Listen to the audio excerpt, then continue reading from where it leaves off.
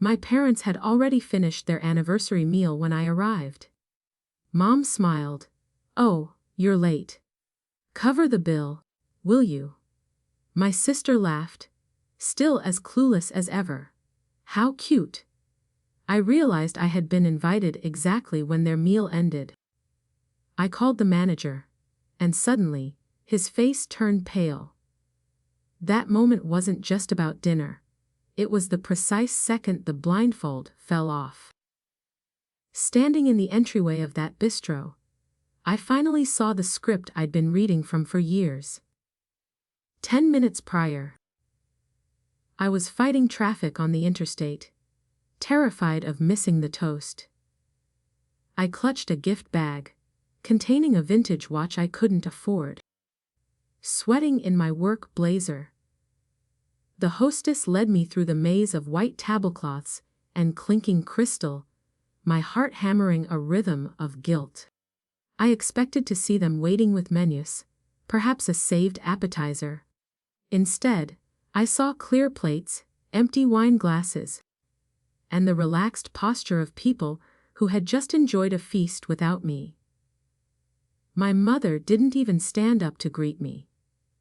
She just tilted her head, offering that soft, devastating smile she used whenever she needed a favor. There was no apology for the timing, no question about my day, and certainly no menu offered for my benefit. The waiter hovered with the leather check folder, looking awkward as he realized I was the rescue squad. The air around the table felt heavy, not with love, but with a suffocating expectation that I would perform my duty. Chloe sat across from me, swirling the last dregs of a peanut noir that cost more than my weekly grocery budget. She didn't look grateful, she looked bored. Her laugh wasn't joyful. It was a sharp, performative sound designed to shrink me down to size. She tapped her manicured nails on the tablecloth, checking her phone, as if my arrival was an interruption to her scrolling. She knew exactly how this worked. I was the wallet, and she was the audience, watching me fold. My hand moved to my purse automatically, a muscle memory honed by a decade of manipulation. I pulled out my credit card, feeling the plastic dig into my fingertips. I didn't argue. I didn't shout. I simply placed the card in the folder. But for the first time, my chest didn't swell with the pride of being helpful. It tightened with a cold, nausea-inducing clarity. I watched my father loosen his belt, satisfied and oblivious, completely unaware that the transaction wasn't just financial. When the waiter returned, I didn't stay for dessert or a pity drink. I signed the slip with a steady hand and pocketed the itemized receipt, treating it like evidence from a crime scene. "I have to go," I said, my voice flat. Before they could protest or fake disappointment, I turned and walked out. The cool night air hit my face, drying the sweat on my brow. I didn't drive home in tears or sadness. I drove home doing the math. My apartment was silent when I unlocked the door, a stark contrast to the clatter of the bistro. I didn't turn on the overhead lights. Instead, I kicked off my heels and walked straight to my home office, guided only by street lamps filtering through the blinds. The vintage watch, wrapped in silver paper, landed with a heavy thud on the desk. I wasn't tired anymore. Adrenaline, cold and sharp, hummed through my veins. I needed to see the damage in raw data. I woke my laptop, the screen glowing blue in the dim room. My fingers flew across the keys, logging into my banking portal with grim determination. I pulled up statements going back 5 years, downloading each PDF into a folder I named Evidence. It felt dramatic. But as the files populated the screen, drama dissolved into nausea. I opened a fresh spreadsheet. This wasn't just about tonight's dinner. This was an excavation of a robbery disguised as family duty. I started typing in the amounts, categorizing them by date and excuse. There was the emergency car repair from last March that coincided perfectly with Chloe's Instagram posts from Cabo. Then came the urgent utility bill. Mom claimed would get their power cut, dated 2 days before she bought a new designer handbag. The pattern was undeniable. They didn't ask for help because they were drowning. They asked because they wanted to swim in luxury without getting wet. My eyes burned as I scrolled further back, finding transfers I had completely forgotten. $50 here for groceries, $200 there for a prescription co-pay. It was death by 1,000 cuts. Each transaction had come with a story, a sigh, or a guilt trip designed to bypass my logic centers. I had believed them all. I had prided myself on being the reliable one, the savior. Now, looking at the columns, I just looked like a mark. The most painful part wasn't the money itself, it was the timing. I filtered the data by month. Every significant withdrawal aligned with a milestone in my own life, where I should have been saving. When I got my promotion, the requests doubled.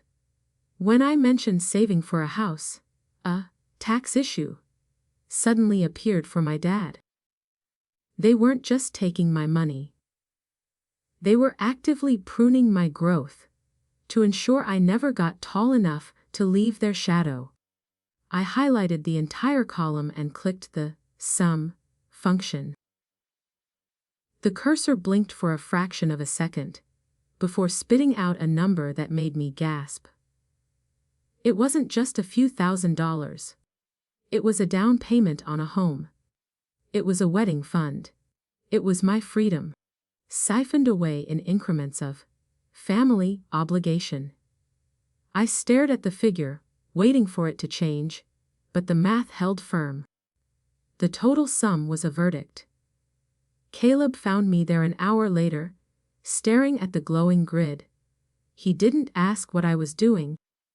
He just set a mug of tea on a coaster and leaned against the doorframe. "You didn't stay for drinks," he said softly. I turned the laptop screen toward him so he could see the bottom line. His eyes widened, then narrowed in anger. The numbers on the screen didn't lie, and for the first time in my life, neither did I. 2 weeks passed in relative silence. A ceasefire I knew wouldn't last. I was at my desk, reviewing quarterly reports, when my phone buzzed against the mahogany surface. It was a text from Mom. "No. Hello. No. How are you?" Just a photo of a disconnect notice for their electric bill. "Mix up at the bank," she wrote underneath. "Can you handle this? I am at the salon." My stomach did its usual flip. That conditioned reflex of anxiety. But this time, I didn't reach for my banking app. I typed out 3 different responses before deleting them all. My thumbs hovered over the glass, trembling slightly. The old Grace would have paid it within 30 seconds to avoid the friction. The new Grace, armed with a spreadsheet of stolen dreams, felt cold. I finally typed, "I can't help with that right now. You'll need to call the company." I hit send before I could talk myself out of it. The bubble turned blue. I put the phone face down and waited for the explosion. 10 minutes later, my phone didn't buzz, it rang. Chloe's name flashed on the screen, an incoming missile. I let it ring twice, 3 times, before sliding the icon to answer. "What is going on with you?" she demanded, skipping the pleasantries. Mom is literally shaking. She can't get her hair done if she's worried about the lights going out. The absurdity of the statement almost made me laugh. Then maybe she should skip the salon and pay the bill, I said, my voice surprisingly steady. There was a stunned silence on the other end, followed by a sharp intake of breath. You know how stressed Dad has been, Chloe said, switching tactics from aggression to pity. He's trying to close that deal. They just need a bridge loan until Friday. Don't be petty, Grace. It's beneath you. A bridge loan. That was their favorite euphemism for a donation. I looked at my spreadsheet, still open on my second monitor. That specific bridge had been built and collapsed a dozen times. I am not being petty, I lied, though a part of me was enjoying the retribution. I am at work, Chloe. I have a meeting in 5 minutes. I can't do this right now. It wasn't entirely a lie. I did have a meeting, but usually, I would have made them the priority. Fine, she snapped. I'll tell them you are busy. But when they get home to a dark house, that's on you. The line went dead. I waited for the guilt to crush me. I sat back in my ergonomic chair, bracing for the wave of shame that always followed a refusal. I waited for the tightness in my chest, the urge to call back and apologize. But it didn't come. Instead, a strange, electric buzz started in my fingertips. It was energy. Actual, usable energy. All the mental bandwidth I usually spent calculating their needs and managing their emotions was suddenly mine again. I looked at my quarterly report and realized I could actually focus for the first time all day. Later that evening, I checked the family group chat. There were no more messages directed at me. Just a photo of Chloe and Mom with fresh blowouts. Captioned, Girls' Day. They had found the money somewhere else, just as Caleb had predicted.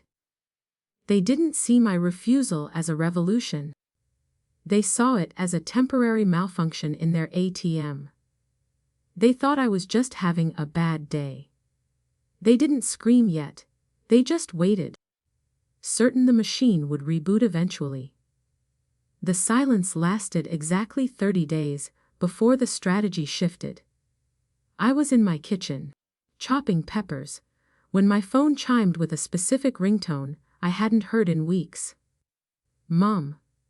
Flashed on the screen, accompanied by a picture of us from a time when I still thought her affection was free.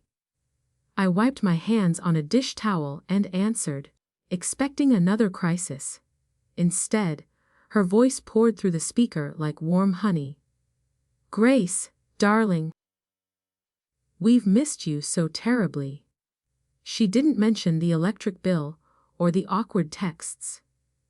She breezed past the friction as if it never happened, launching straight into the pitch. Your father and I feel awful about how busy you've been. We want to make it up to you. She paused for effect. We're going to the Gilded Horn on Saturday. Just a family dinner. Our treat, to celebrate your hard work. The Gilded Horn. The city's most expensive steakhouse, where water cost $12. Our treat. The phrase hung in the air, heavy with unspoken asterisks. In the past, those words meant they would pay for the appetizers before realizing they forgot their wallet. Or, perhaps Dad's card would mysteriously decline, leaving me to save the waiter from embarrassment. I leaned against the counter, staring at the knife on the cutting board. It was a trap, obviously. A glittering, expensive trap designed to lure me back into my designated seat at the table. I don't know, Mom, I said, testing the waters. I have a lot of work this weekend. Her tone sharpened instantly, the honey crystallizing into ice. Oh, don't be like that. Chloe is bringing her new boyfriend. We want everyone together. Unless you are still pouting about that electric bill nonsense. There it was. The jab. She was betting that my desire to look reasonable would outweigh my instinct for self-preservation. She was betting on the old grace. A refusal now would just lead to more phone calls, more guilt trips, a slow erosion of my peace. I needed a definitive end. A confrontation they couldn't ignore or spin. I needed to break the system while looking them in the eye. Okay, I said, keeping my voice neutral. I'll be there. The relief on the other end was palpable. Wonderful. 7 p.m. Dress up, sweetie. We want to show you off. The call ended with a click. Saturday arrived with a gray, ominous sky. I spent the afternoon getting ready. But not in the way they expected. I didn't pick out an outfit to blend in. I chose a sharp, tailored suit that made me feel armored. Then came the financial prep. I took my wallet and removed every single credit card. Visa, Amex. The debit card. They all went into a locked drawer in my desk. I replaced them with exactly $100 in cash. I stared at the slim wallet. There was no safety net tonight. If the bill came and they looked at me, I literally couldn't save them. The panic that usually accompanied these dinners was gone, replaced by a cold, thrilling certainty. I checked my reflection one last time. I didn't look like a daughter seeking approval. I looked like an auditor arriving for a surprise inspection. It was an invitation, technically. But to me, it read like a summons. The gilded horn smelled of truffle oil and old money, a scent designed to make you forget your budget.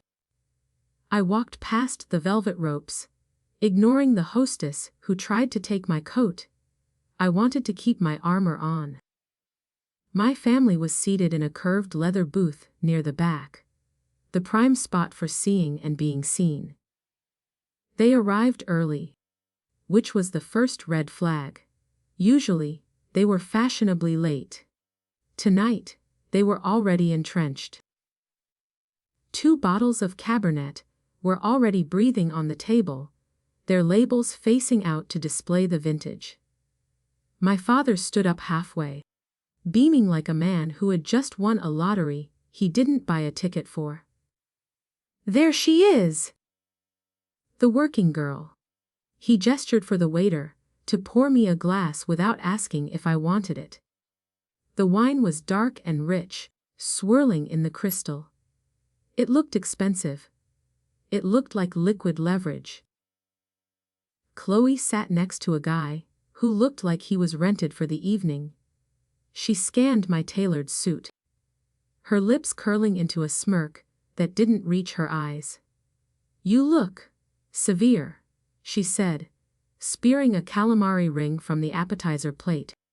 But I guess that fits your new budget vibe. She laughed, expecting me to shrink. In the past, I would have apologized. Tonight, I just unfolded my napkin. Efficiency is in style this year, I replied. The waiter arrived, pad in hand, ready to take the main order. Mom didn't look at prices, she looked at possibilities. We'll do the seafood tower to start, she announced, waving a diamond-ringed hand in the air. And for mains, let's just do the wagyu ribeyes all around. It's a celebration, right? She glanced at me, eyes sparkling with a challenge. She was daring me to ruin the mood by checking the cost. I stayed silent, smiling tightly. The boyfriend, introduced as Tyler, looked between us with growing alarm. He saw the prices. He saw the tension radiating off me like heat off pavement. That sounds like a lot of food, he muttered, reaching for his water glass. Dad clapped him on the shoulder, hard enough to shake the table. Relax, son. We treat family right. Grace knows how we roll. He winked at me. The assumption was so loud, it was practically shouting across the restaurant. I took a slow sip of the wine, scanning the room over the rim of the glass. Near the kitchen pass, I saw a man in a sharp gray suit directing traffic. It was Marco, the manager who had witnessed my humiliation at the last anniversary dinner. Our eyes met across the crowded dining room. He paused, a flicker of recognition crossing his face. I didn't look away. I gave him a small, almost imperceptible nod of acknowledgement. The seafood tower arrived, a massive monument of crushed ice and shellfish that took up half the table. Mom clapped her hands, delighted by the spectacle. "Isn't this nice?" she cooed, reaching for a prawn. "Just us, enjoying the finer things." She truly believed this was free. A.M. They were eating with the ravenous appetite of people who thought they had beaten the system. They ordered like kings, because they thought they had brought their treasury. But the vault was empty. The consumption was grotesque in its enthusiasm, a spectacle of gluttony. I watched from behind my water glass. Dad sawed through his Wagyu steak with a focus usually reserved for closing deals, grease shining on his chin. Mom ordered a second bottle of the reserve Cabernet. Without blinking, her laughter getting louder and more brittle with every pour. Chloe didn't even finish her steak before demanding the dessert menu, pointing at a chocolate soufflé that required a 30-minute wait. I sat silently with my small garden salad, watching them devour a mortgage payment. When the last crumb of soufflé vanished, the mood at the table shifted from raucous to expectant. The waiter, a young man who sensed the impending doom, approached with the black leather folder, stamped with gold foil. He placed it gently in the exact center of the table, a neutral zone that everyone ignored. My father leaned back, picking his teeth. Mom reapplied her lipstick in the reflection of a spoon. The folder sat there like a loaded gun that everyone assumed was safe. The silence stretched, heavy and thick, waiting for me to disarm it. The silence stretched past the point of comfort, curdling into an awkwardness that made the candle flame flicker. Finally, Mom nudged the folder toward me with a manicured fingernail, her smile tight. "Go ahead, dear. You know how impatient your father gets." It was the cue I had obeyed 100 times, the trigger for my submission. I looked at the folder, then at her. I didn't reach for my purse. I took a slow sip of ice water. "I think you are confused," I said, my voice calm enough to cut glass. "I am not getting that." A nervous chuckle escaped my father's throat, sounding like a dry cough in the quiet room. "Good one, Gracie. Very funny." He waited for the punchline, for me to whip out the platinum card and save the day. When I didn't move, the air left the table. Chloe looked up from her screen, her eyes narrowing into slits. "Stop being dramatic," she hissed, glancing at Tyler, who looked ready to bolt. "Just pay it so we can leave. You are making things weird." She reached for the folder and shoved it forcefully against my glass. I didn't touch the leather folder. Instead, I raised my hand slightly, a gesture I had practiced in the mirror. Marco appeared almost instantly, as if he had been waiting in the wings for this specific act. He stepped up to the table with a tablet in hand, his expression perfectly neutral. "Is everything satisfactory?" he asked. The family looked at him with relief, assuming I was about to hand over the card. They didn't see the steel in his spine. They didn't know that tonight, the customer wasn't always right. Only the solvent ones were. The food was excellent, Marco, I said, keeping my eyes locked on his. But we need to adjust the bill. I pointed a steady finger at my empty salad plate. I will be paying for the garden salad and the sparkling water. That is the entirety of my check. I gestured to the carnage of shellfish towers, steaks, and empty wine bottles spread across the rest of the table. The remainder of the bill, including the wine and the soufflés, belongs to this party. The words landed on the table like stones. Marco didn't blink as he processed the request. Of course, madam. Separate checks.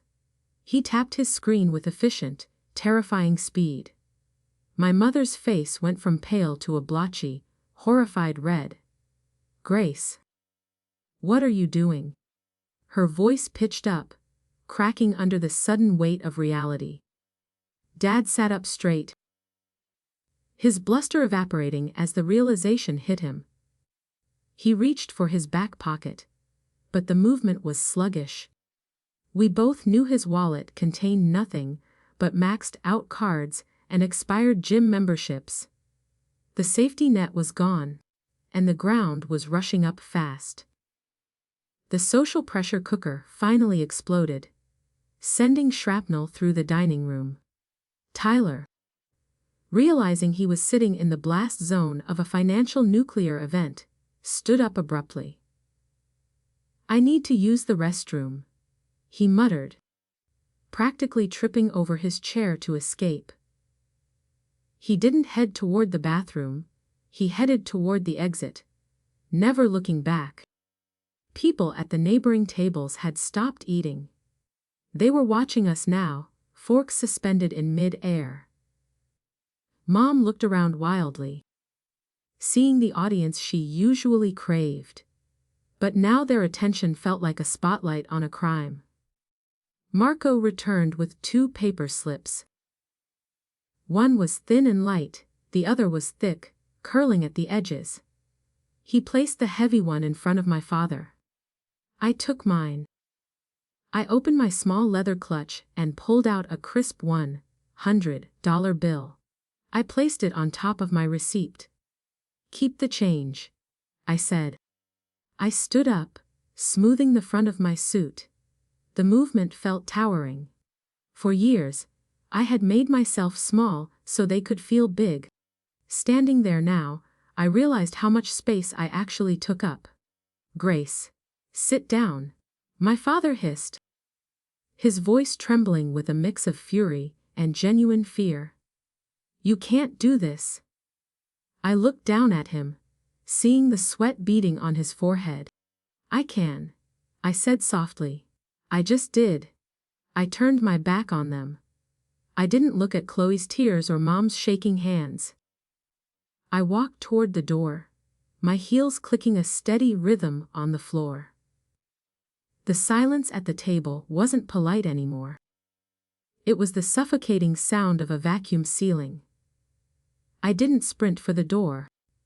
I walked with a measured pace that felt foreign to my shaking legs.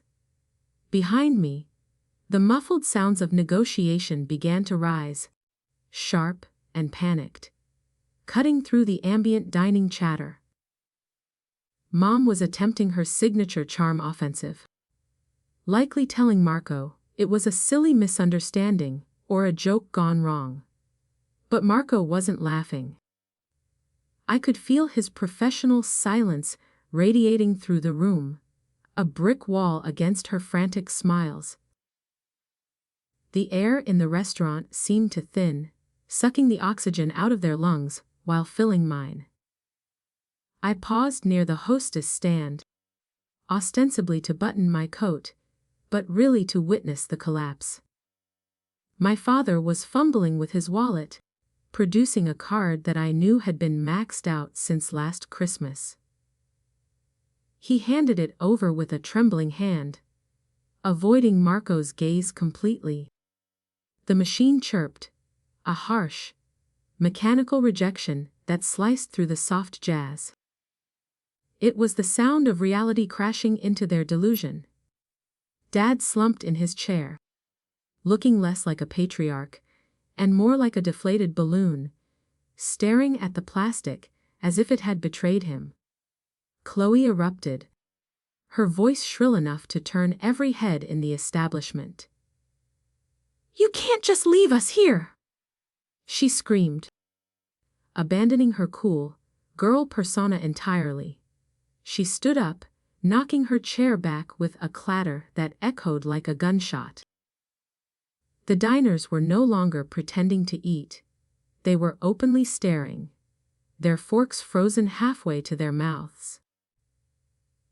It was the public spectacle my mother feared most, and she was trapped in the center of it, illuminated by the unforgiving glow of the chandeliers.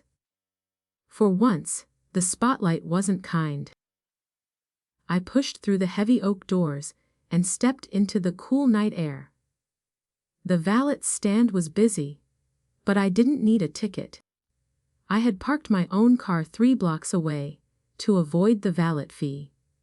The distance felt strategic now, a buffer zone between their chaos and my escape. I started walking, the pavement hard and real beneath my boots. The muffled shouting from inside faded, replaced by the distant hum of city traffic. But the silence didn't last long. Shattered by the sound of the restaurant door slamming open. The heavy doors banged against the exterior wall, spilling warm light and noise onto the sidewalk. "Grace! You get back here!" My father's voice was raw, stripped of its usual smooth authority. I didn't stop. I kept my pace steady, marching toward the sanctuary of my sedan. I heard the clatter of heels on concrete.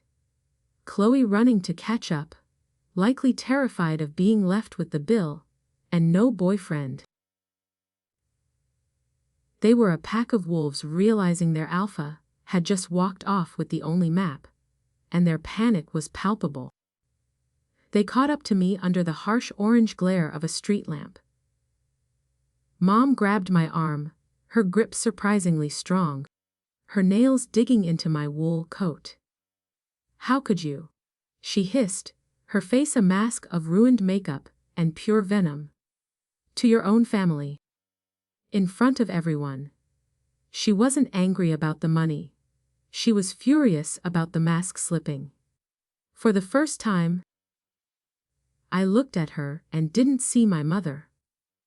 I saw a stranger who owed me a fortune, standing in the flickering light of a dying relationship. "We sacrificed everything for you." Dad panted, catching up and leaning against a parking meter, clutching his chest for dramatic effect. "We gave you a childhood. We gave you stability. And this is how you repay us." Over a dinner check. He was playing the greatest hits. The tracks that usually made me crumble. But tonight, the lyrics sounded flat. The guilt that usually crushed my lungs was absent. In its place was a cold, hard ledger that finally balanced out to 0. I watched him perform and felt nothing but exhaustion. I shook Mom's hand off my arm, stepping back to create a physical boundary between us. "You didn't give me stability," I said, my voice steady over the wind. "I bought it.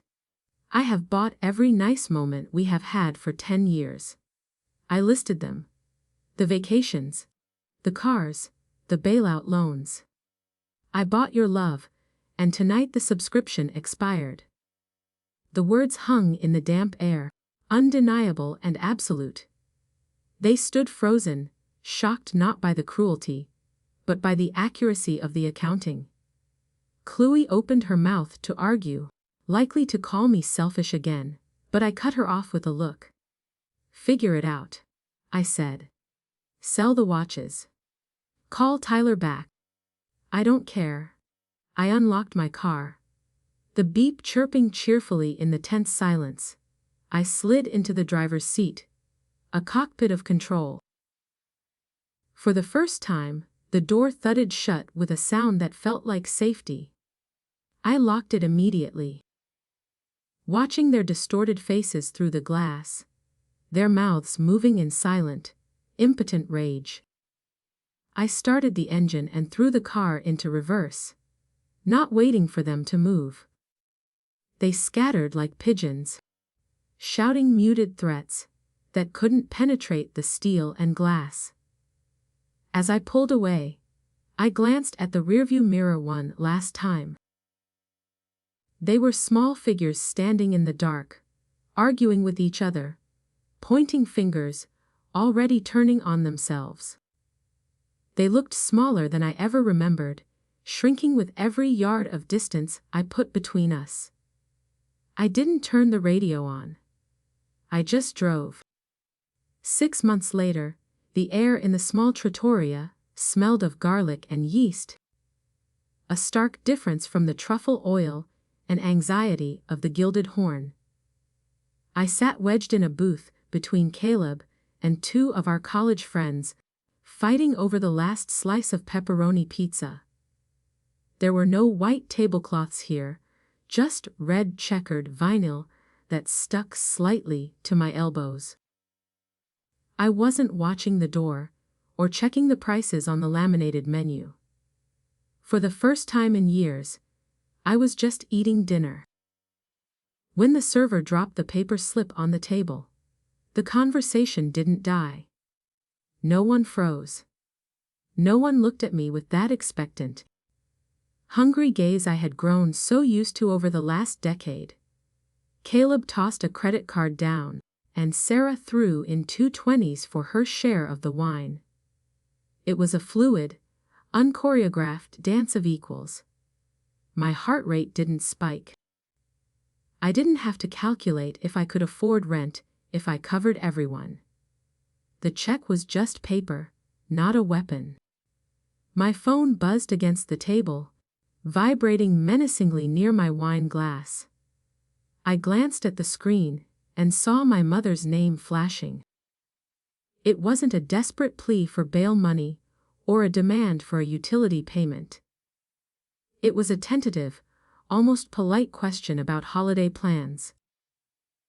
A year ago, that text would have ruined my night, sending me into a spiral of obligation and guilt.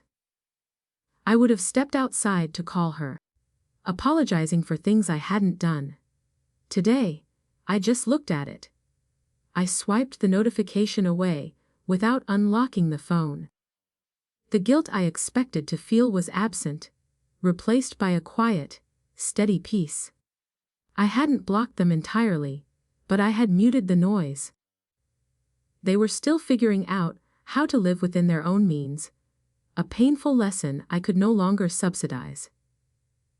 I wasn't cruel, but I was no longer available. The silence on my end wasn't a punishment for them. It was a boundary for me, solid and immovable as a stone wall. My banking app, once a source of daily panic, had become boring in the best possible way. The emergency fund was actually funded. The money I used to bleed out in increments of family duty was now sitting in a travel account labeled Italy. I wasn't buying affection anymore. I was buying my own future. The numbers on the screen were higher, sure, but the real asset was the woman looking back at me in the mirror. She didn't look tired, she looked free. Caleb nudged my shoulder, offering me the last bite of his tiramisu. "You okay?" he asked, noticing my momentary drift. I smiled, and it was genuine, reaching all the way to my eyes. "I am better than okay," I said, and I meant it. I took a sip of wine, savoring the taste of a dinner I didn't have to finance to enjoy. I looked around the table at the faces of people who just wanted my company, not my credit limit. I finally realized that love doesn't send an invoice.